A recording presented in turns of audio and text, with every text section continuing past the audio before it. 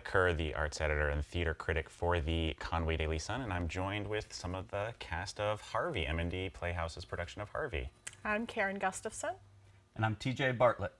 And you guys are playing, well, brother and sister. We are. Indeed. Yes. Can't you tell we're related? Yeah. So you are Elwood P. Dowd. I am. And I'm his sister, Veda Louise Simmons. Okay. So Harvey is a pretty well-known show. It's about a guy whose best friend is a giant invisible bunny rabbit. White, 6'3.5". Yeah, in our script it's 6'1.5". Oh, okay. Yep. Yep. There's some variations on that. Okay. And so how's it been going? How was the first week of shows? You got 2 more weeks. We do, and we have, I think, hit our stride. Yeah. It's getting fun now. Mm-hmm. It was nice to have last night off because you have rehearsals leading up to it, and a breath last night, and then we'll be geared back up for Thursday. So. And so this is a show that's celebrating its 80th anniversary, which is crazy. I did not know that until you wrote that. Yeah, it was November 1944 is when it first opened. Wow. So this is obviously a show from a different era. So how has it been kind of getting into that sort of rhythm? Because it is a different sort of language, different sort of flow. Yeah, I think Stacy had a great idea for us to play it up, like ham it up, for lack of a better word to say, because the dialogue is longer and people aren't used to it. We're competing with video games and Netflix, and they're not used to sitting that long. So to kind of accentuate the comedy even more, to keep the audience entertained. There was definitely an element of kind of translating across the era. Yes. So that, Yes. you know, what may have been perfectly entertaining then, yeah, we had to Little kind of bump up a notch. Some vocabulary, those, like, you know, you learned. But Yeah. words we don't use today. And sentence formation that's not exactly natural for us Right. today. And obviously lots of people have played Elwood P. Dowd, but even now it's still very associated with Jimmy Stewart. So how do you go about kind of distancing yourself from that? Yeah, I mean, exactly. My experience with Jimmy Stewart is watching It's a Wonderful Life, and then imitating him going Mary, Mary for like 3 days after that. So, and why is he so iconic in that role? Because it's just a natural fit. So how do you not play it like that? Yeah, I have to really just settle into myself. And if a little of that, emulation comes through, as long as it's not an affectation, then I try not to fight it, because Elwood P. Dowd doesn't really fight anything. And that's how I've gone about it. I mean, it reminded me of, I'll date myself here, being a kid and watching Jim Carrey in Ace Ventura, and then running around the house talking like that for, until my mom yelled at me. Which is funny because Jim Carrey imitated Jimmy Stewart imitating Jim Carrey on SNL. Yeah. So look that one up. All you can do is admire it without imitating it. Right.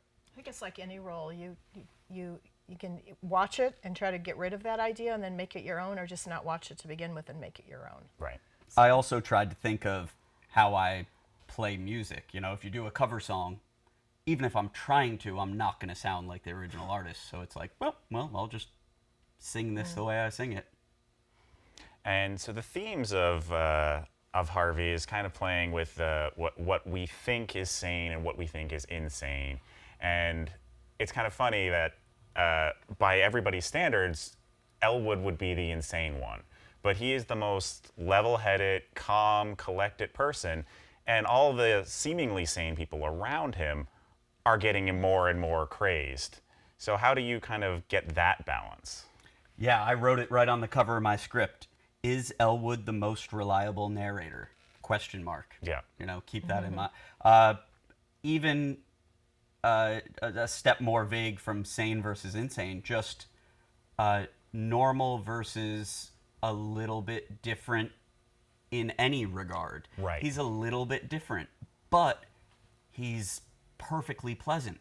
So why would anyone care? But everyone's threatened by him being a little bit different once they figure that out. So it's a really interesting kind of commentary that, anything a little bit different is threatening, and we have to change it and fix it or put him away. And Elwood's kind of a great poster child for different doesn't have to be scary, because he's so ingratiating and so kind and so welcoming. Right. How could you not want to be friends with him? Yeah. Hopefully we're a little bit more accepting today than years ago of people like that it's okay to be different.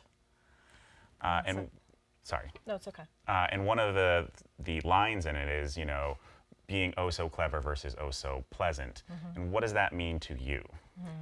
Yeah, there are a number of kind of eerily similar parallels or shared experiences with my life that have made this just such a fun role and play to sink into. It hits the nail on the head for me. It doesn't matter what your roles and responsibilities are, how successful or what your status is. If you can be pleasant and share enjoyable experiences with whomever, then you're probably going about things the right way. Yeah, if you can't be nice to people, then you have a problem. That's my philosophy. So I would rather be pleasant than clever. Right, and Dr. Chumley, who's sort of the antagonist, he is all about being oh so clever. And I think oh so clever in this sense means that you're trying to outthink everybody and outdo everybody. It's not necessarily a commentary on, smart people are not good. It's just when you're trying to be all the more like, I'm going to outdo you, I'm going to outthink you, I'm going to do, instead of just being like, hey, let's have a nice conversation. Yeah. Come down to the bar and have a drink with me. So here's a fun question. So Harvey is a puka, which is described as being this mythical. He is magical. Mythical and magical, yes. mischievous, can take any shape, and can reveal himself to whoever he wants. So, what would your puka be? How tall? What animal? What name? What would they look like? Ooh. Who would they be? I'll jump on that. I have, for the sake of going through the process, developing this, had as a mental stand-in my sea dog to the rescue 5.5 pound cat. She is just a little scamp and the same kind of puka, mischievous, like what's going on. She's a little off, so yeah, I have channeled her energy of kind of running around the house on stage. Okay. Yeah. Interesting. If she was 6 foot tall, that'd be a whole different story. Should have given her billing in the program. You didn't thank her in your bio. I thought about actually. I had you Googled like actor bios, and I came across some advice that said the example of what not to do was thank your cat and your mom, and I was like, oh my god, I wrote a bio that thanked my cat, so I got to take that out. Oh wow. You don't have to follow. If anything, Elwood, you should have known. Yeah, I should have been oh so pleasant. You don't have to follow the rules. SB, thank you. And do you have any thoughts? Well, I guess I would just jump. The first thing that jumped to my favorite animal is a dog. Not that I don't like cats, but I grew up with dogs. My favorite animal is a dog. Okay, so I guess it would be a dog, and I don't know if Elwood's favorite animal was a rabbit, and that's why that came into his mind. But mine would be probably a large dog. If they're supposed to be, are they large by definition? Pukas? I don't know. I think they can be It'll any size. Yeah. And would it be like Harvey? Yeah. Would it be a talking? Would it be like Goofy, like a giant talking dog? I don't want him to be like Goofy. I want him to be more sensible. Okay. Yeah. So yeah, if you're going to make me answer, I'll say a dog. Okay. And how has the response been from the audience?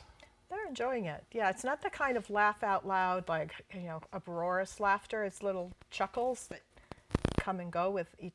One night, I think, every line that somebody said, there was a chuckle from the same lady. You could hear her. You could hear her voice each time. And I think people respond to it differently depending on age, maybe too, because some of the stuff is older humor, sort of, but not necessarily. Yeah, it's definitely after a month of doing it to, an empty space, Yeah. having any amount of laughter. And yeah, it's not a knee slapper necessarily, although it has its moments. It's more that kind of heartwarming, like, oh, that's funny, or Yeah. oh, they're talking past each other, and Right. that kind of humor. And then it does build towards the end with, Oh, yeah, it with the ramps. craziness. Yep. Yeah. So it's been fun. It is fun. Shouldn't use it past tense. It still will be fun. And for people who are kind of like, I don't know if I want to go, like, what would your pitch be? What would you be like? just- Why should you It's be just there? a fun comedy, and these days comedy is good for all of us. It's good to laugh, and it's a ridiculous premise, but that's a great way to escape when it's a premise that's ridiculous. And if you like comedies, I'd say that you should probably come see it.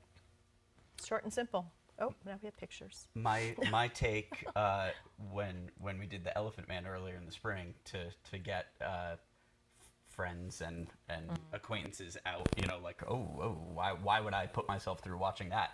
Was, hey, you can go stream your favorite shows any night of the week. Like, Yeah. come down and Right. spend a couple hours doing live theater. It's a great night out, and with Harvey, you're gonna have a good time. And it is absolutely a different experience of being in the room with people performing than just sitting at home and watching something. Yeah, I Right. mean, and not everybody wants to travel to Boston or New York to see a show, so it's right here in your backyard.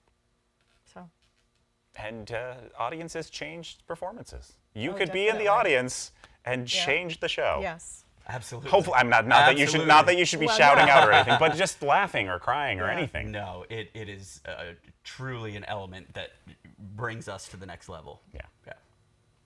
All right, so people can get tickets at mndplayhouse.com.